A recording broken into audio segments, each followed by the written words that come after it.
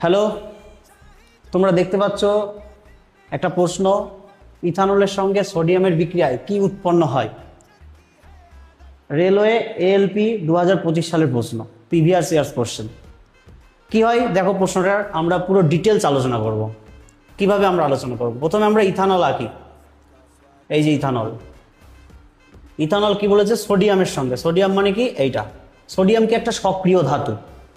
সক্রিয় ধাতুর সঙ্গে যদি এরকম আম্লিক এইচ থাকে, তাহলে আম্লিক এইচটা কি জিনিস। আম্লিক এইচটা বুঝতে গেলে পারে আমাকে জানতে হবে তীব্র তড়িৎ-ঋণাত্মক মৌল।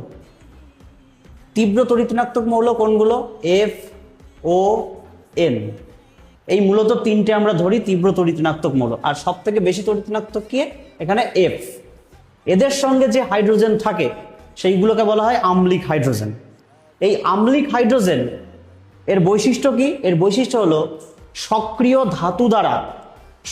ধাতু দ্বারা এরা প্রতিস্থাপিত হতে পারে এবং সঙ্গে হাইড্রোজেন তৈরি করতে পারে। কি বললাম, সক্রিয় ধাতু দ্বারা প্রতিস্থাপিত হবে এবং হাইড্রোজেন তৈরি করতে পারবে। সক্রিয় ধাতু কারা, সোডিয়াম, পটাশিয়াম, ক্যালসিয়াম, ম্যাগনেসিয়াম, এইগুলো মূলত সক্রিয় ধাতু। কেন, এইগুলো প্রকৃতিতে মৌল অবস্থায় পাওয়া যায় না। সোডিয়াম তুমি সরাসরি প্রকৃতিতে মৌল অবস্থায় পাবে না, কোনো যৌগ অবস্থায় পাবে, বিক্রিয়া করে দেবে, হয় অক্সিজেনের সঙ্গে হোক, জলীয় বাষ্পের সঙ্গে হোক, যার সঙ্গে হোক খুশি বিক্রিয়া করে দেবে।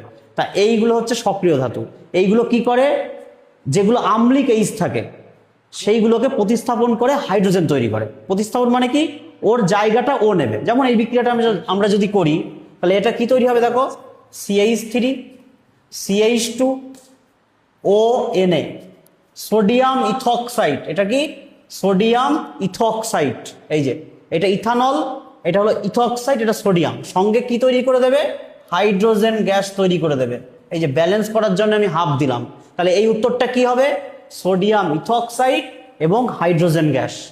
খুবই একটা গুরুত্বপূর্ণ প্রশ্ন। এরকম প্রশ্ন পেতে আমাদের পেজকে ফলো করো। আর যারা অফলাইন ব্যাচ জয়েন করতে চাও তারা আমাদের কন্ট্যাক্ট নাম্বার দেওয়া আছে, ওখানে যোগাযোগ করতে পারো। অনেক ধন্যবাদ।